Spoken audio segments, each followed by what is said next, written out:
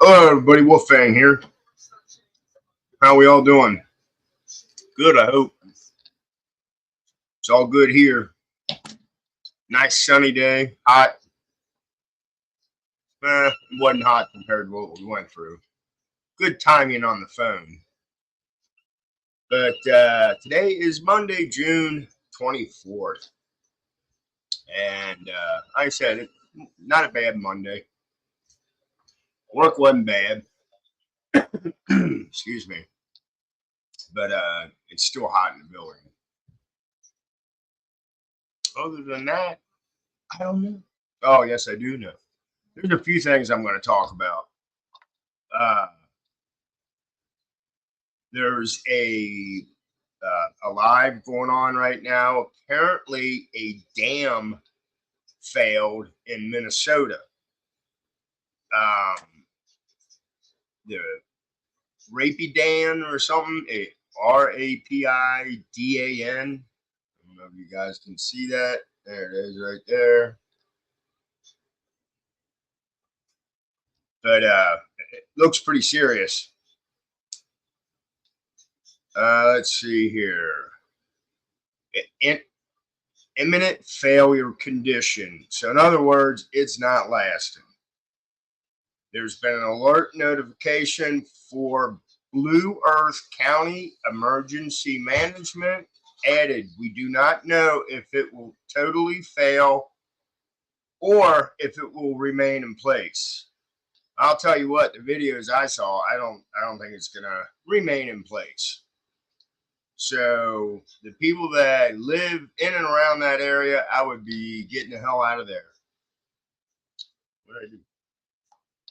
Anyway, so Russia's mad at us. Putin did say that if any U.S. missiles or whatever went in his direction, that there was going to be consequences.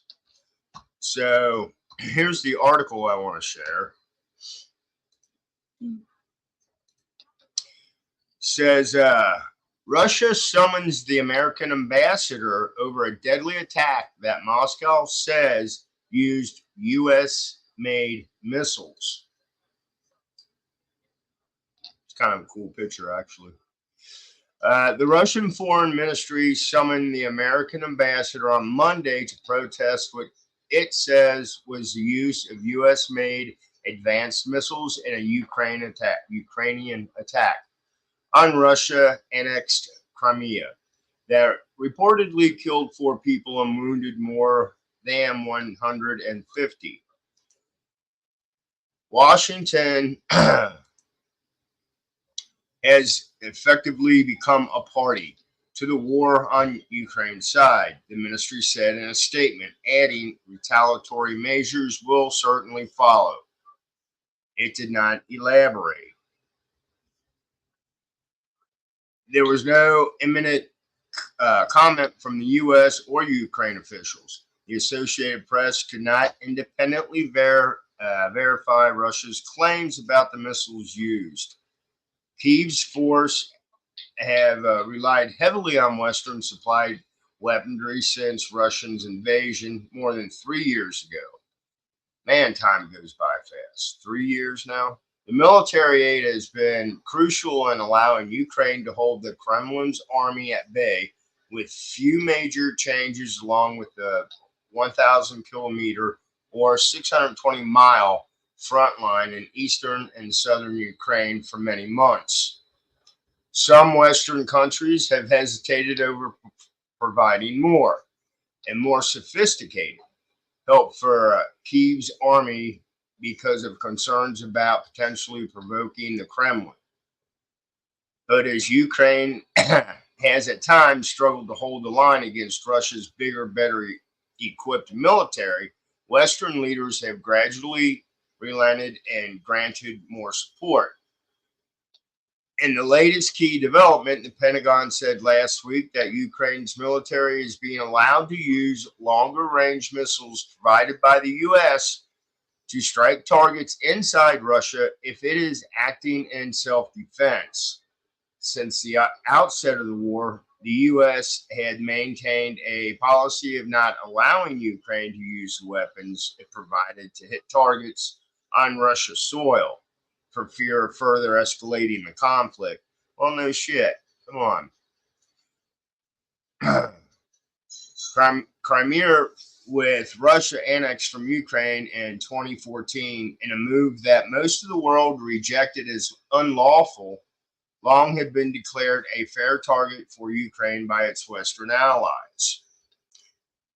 Russian authorities said that the dead in Sunday's attack included 2 children who were hit by falling debris from the Ukrainian missiles that were shot down over a coastal area and Sevastopol, I guess, I don't know, a port city in Crimea. It said cluster munitions. I have a hard munitions and the cluster bombs. I thought weren't allowed to be used, but which critics say harm more civilians than combatants, were also used. Russia said the missiles were U.S.-made ATACMS long-range guided missile. It summoned U.S. Ambassador Lynn Tracy to the Foreign Ministry. The targeting and mission input for such missile attacks is carried out by U.S. military experts, the ministry statement alleged, saying the United States bears equal responsibility for this outrage with the Ukrainian authorities. So,